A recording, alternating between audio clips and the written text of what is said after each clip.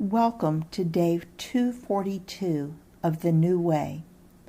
We started this discussion yesterday on Jesus' complaints about the Pharisees' practices, and we'll continue with it today. We are specifically trying to determine what Jesus is teaching us as followers today. Please review yesterday's lesson to refresh your mind if you don't remember it. We'll continue and see if you can find the next point in these verses. I'll read Matthew 23, 23, and 24. Woe to you, teachers of the law and Pharisees, you hypocrites! You give 1/10 of your spices, mint, dill, and cumin, but you have neglected the more important matters of the law, justice, mercy, and faithfulness. You should have practiced the latter without neglecting the former. You blind guides, you strain out a gnat, but swallow a camel. Point number 4, don't major on the minors. Very similar to point number 3, but it involves priorities. When you begin to focus on minor things, your priorities get all messed up so that the most important things are neglected.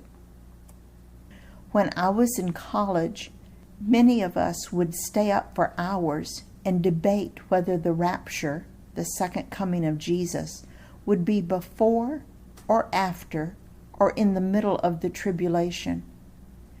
Yet many of us were not as diligent when it came to obedience in other areas of following Jesus. What is the point found in Matthew 23, 25 through 26? Woe to you, teachers of the law and Pharisees, you hypocrites! You clean the outside of the cup and dish, but inside they are full of greed and self-indulgence. Blind Pharisee, first clean the inside of the cup and dish, and then the outside also will be clean. Point number 5, sometimes we are more interested in our appearance than in our obedience. If we are not being obedient, it doesn't matter how much we decorate the outside or pretend to be spiritual. God sees the core. If you are dealing with unconfessed sins, sinful habits, or addictions, you need to step down from leadership and seek help and healing from God before returning to ministry or leadership. There are some followers of Jesus who are dealing with huge sin burdens, but continue to try to serve God in their own strength. Sin cuts off your power source so that you cannot hear the Holy Spirit guiding you. Your leadership then becomes powered only by self, and it is not only ineffective, but actually harmful. What is the point found in Matthew 23, 27 through 28? Woe to you, teachers of the law and Pharisees, you hypocrites!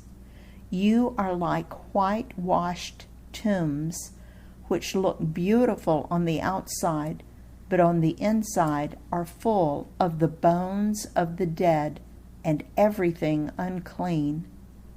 In the same way, on the outside, you appear to people as righteous, but on the inside, you are full of hypocrisy and wickedness.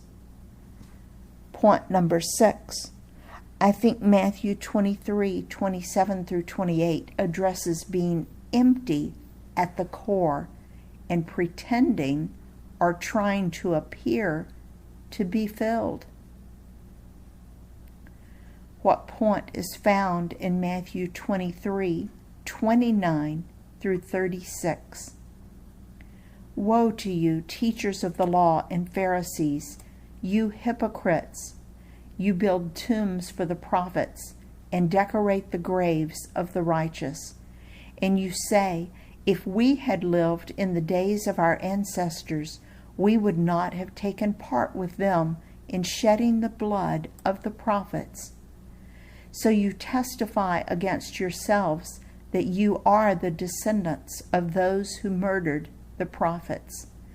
Go ahead then and complete what your ancestors started. You snakes, you brood of vipers, how will you escape being condemned to hell? Therefore I am sending you prophets and sages and teachers. Some of them you will kill and crucify. Others you will flog in your synagogues and pursue from town to town. And so upon you will come all the righteous blood that has been shed on earth, from the blood of righteous Abel to the blood of Zechariah, son of Berechiah, whom you murdered between the temple and the altar. Truly I tell you, all this will come on this generation. Point number 7. I think that Jesus is saying that you need to take the opportunities that God gives you to learn truth. Don't turn your back on this opportunity to invite Jesus into your core. You can't redo the past, but you have today. Matthew 23:30 has a phrase that I will warn you about. Let me read it again. Matthew 23:30. And you say, if we had lived in the days of our ancestors, we would not have taken part with them in shedding the blood of the prophets. Don't ever think that you are too spiritual or too smart or too mature to fall into sin. Satan is stronger than you are, and he will defeat you in amazing and very embarrassing ways.